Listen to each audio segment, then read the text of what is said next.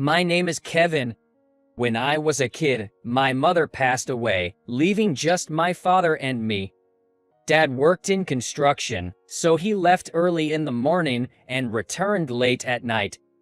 Back in elementary school, I couldn't afford the popular games or comics that other kids had. This led to being frequently teased for being po, even in high school.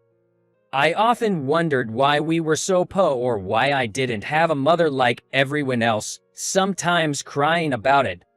But I knew how hard my father worked, clumsily learning household chores and raising me with everything he had. After my mother's departure, he always tried his best not to make me feel lonely. On days off, he'd always take me out. On birthdays, he'd buy me games I wanted but could never ask for, or bake me a cake, even if it looked a little funny. Seeing the way my father lived, I started dreaming of becoming a respectable man like him someday.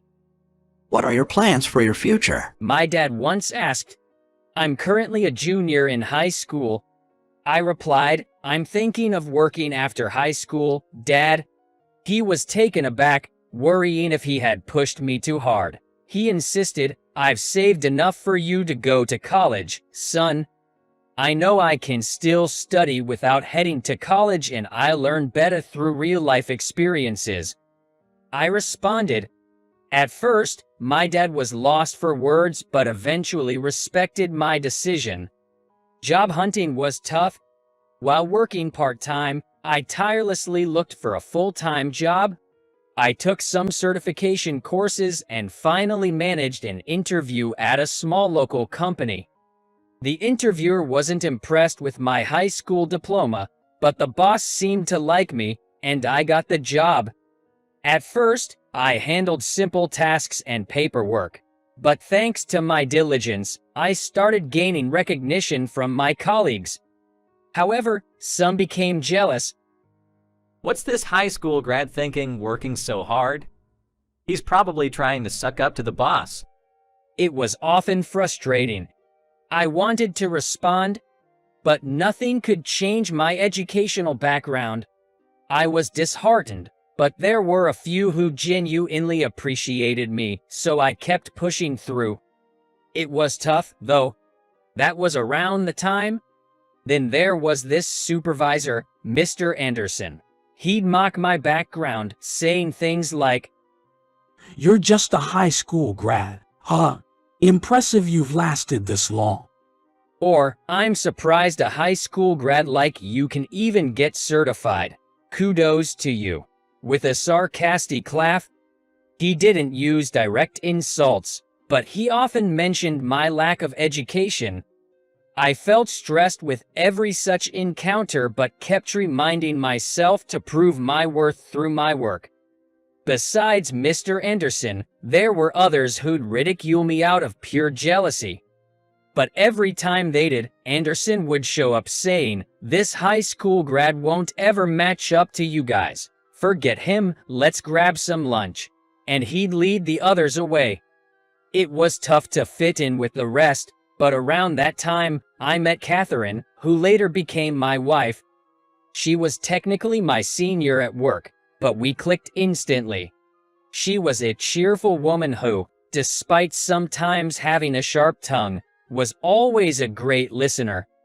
She'd often invite me out for drinks or treat me to some burgers after work. Being around Catherine made all my worries seem trivial, and before I knew it, we were laughing things off together. She had that kind of energy.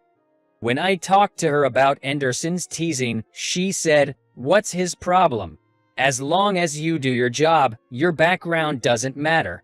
Anderson's the real fool. You'll prove him wrong someday." She'd slap my back and cheer me on. Catherine's presence was a huge comfort to me. And as time went on, I found myself drawn to Catherine more than just a colleague. It was my first love. We started meeting outside of work, and before long, we were spending our days off together. By the time I reached my 5th year at the company, I confessed my feelings to Catherine. "Catherine, I really like you. I know I'm younger and might seem unreliable, but would you consider dating me?" Your face is so red. Sure, let's date. And with a shy smile, Catherine agreed. After we started dating, it would not be an exaggeration to say that those were the happiest times Kevin had ever experienced in his life. 2 years into our relationship, I proposed to Catherine. After giggling, she made a big circle with her hand. I was so happy I could have cried. When we went to visit our parents' homes, my dad tearfully said to Catherine, "I have such a wonderful son. Please make him happy." And for some reason, he was bowing deeply to her. Catherine patted my dad on the back and said with a big grin, "Leave it to me," which made me wonder if she was the one joining my family. When we submitted our marriage license, we held hands and walked home, laughing and saying, "From today, we're not just senior and junior, or lovers, but husband and wife."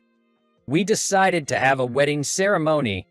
We wanted to thank and make happy all the people who had helped us, Catherine's parents, and especially my dad. At the wedding, we invited our families, the CEO, a few colleagues, and also Anderson. To be honest, I didn't really want to invite Anderson, but Catherine insisted. We should send Anderson an invitation too, she said firmly. To be honest, I was a bit perplexed, but since Catherine was so insistent, we decided to invite Anderson to our wedding. Then came the wedding day. The ceremony was progressing smoothly. My emotional dad was bawling, and even the CEO had tears in his eyes. The colleagues who used to make fun of me didn't seem too pleased to be there. Given that it was a joyous occasion and both the CEO and my father were present, I thought there wouldn't be any disruptions. But then I overheard them. They were gathered together, whispering. I heard he only has a high school diploma. Nice ceremony, though. Clearly, they were mocking me. Even on such a day, they have to gossip. I was taken aback. From a distance, I saw Anderson approach Catherine. I panicked. If they ridiculed Catherine as well, I wouldn't be able to stand it. Just as I was about to rush over, fist clenched, I heard, Thank you, Anderson. Catherine's voice rang out from the microphone. Everyone in the hall turned to look at Catherine and Anderson. After a brief silence, Catherine faced the crowd. Ladies and gentlemen, I'd like to share a story about Kevin and myself, if that's all right. She continued. I was taken aback. This wasn't in the wedding program. The hall went quiet. Kevin joined our company a few years ago. He's been diligent and sincere, which I believe is why I fell for him. But there were colleagues who didn't think well of Kevin. I'm talking about you people. You often ridiculed him with the word high school graduate, didn't you? Catherine pointed to the colleagues who had been whispering earlier. A murmur spread through the crowd. Trying to deflect the attention, those colleagues laughed nervously and said, "No, you got it wrong." Catherine continued. People who judge others by their educational background are narrow-minded. Ironically, Kevin is now more valuable to the company than you are. But despite all the insults and slander, Kevin has endured and worked hard up to this point. She then turned to Anderson. We might not have made it this far without the support of some people. Anderson, thanks to you, we are able to celebrate this day. This was a shocker. Everyone knew Anderson was the biggest critic of Kevin. As murmurs filled the room, Catherine continued. I know some of you may be surprised, but it's all true. Anderson always teased Kevin, my husband. On the surface, he ridiculed him as a high school graduate, just like those employees over there. But, Anderson, I happened to eavesdrop. You mocked my husband on purpose to prevent others from getting too heated and gossiping about the other employees, didn't you? Anderson's eyes went wide with surprise. Even Kevin couldn't help but exclaim, "What?" It was by chance. I intended to give Anderson a piece of my mind, but I overheard him talking with other employees. Anderson, you said it, didn't you? He might have only graduated from high school, but he's got potential. He's too good to go to waste in a place like this. It should have been easy to call out the gossiping employees, but doing so would probably only increase the number of harsh words and harassments directed at me. It turned out that Anderson had deliberately acted in a way that mocked me the most to divert the attention. I was misunderstood by everyone, but Anderson willingly took that role. So, Anderson, I want to express my gratitude. Without you, we wouldn't have come this far. Thank you for awkwardly standing up for my husband. Catherine said, tears forming in her eyes and a smile on her face. I couldn't hold back my tears. I had been unaware of Anderson's, my former boss's, clumsy affection. I rushed over to Catherine and Anderson. Catherine handed me the microphone. Our eyes met, and she seemed to say, "You have something to say, don't you?" With tears streaming down my face, I mustered up the strength to say, "Anderson, thank you so much." That was all I could manage. To be honest, I hadn't even processed my emotions yet, but in a split second, Catherine proved that he wasn't the bad guy. From somewhere in the room, perhaps my father, applause began to fill the venue. Anderson looked a bit uncomfortable, but he also looked pleased. Before I knew it, the gossiping employees had swiftly exited the venue. I was sobbing, repeating Anderson, Anderson, when he told me, "Hey, today's your big day. Get on with the ceremony," with a bemused smile. The ceremony proceeded smoothly after that commotion and soon concluded. And at work, there were no more employees mocking me as the high school grad. Whether they learned their lesson from Catherine's words or genuinely reflected on their behavior was unclear. A few years later, laughter echoed from an apartment. Hey, Kevin, how the heck do you hold a baby? Anderson's panicked voice, Catherine and my father's laughter, and then there was me. Ever since that wedding day misunderstanding was cleared up, I had wanted to express my gratitude to Anderson, so Catherine and I often invited him for dinner and got closer. You really are something.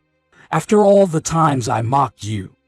Anderson remarked with a wry smile, to which I responded, "I wouldn't be where I am today without you, Anderson. Be proud of that." Meanwhile, Catherine was laughing hysterically on the side. A few years after that wedding, Catherine and I had a child. Today, Anderson and my father were visiting our home. Even after the wedding, my father had repeatedly thanked Anderson, and before we knew it, our families had become close. "Anderson, want to try feeding the baby some milk? We'll help," Catherine and I offered.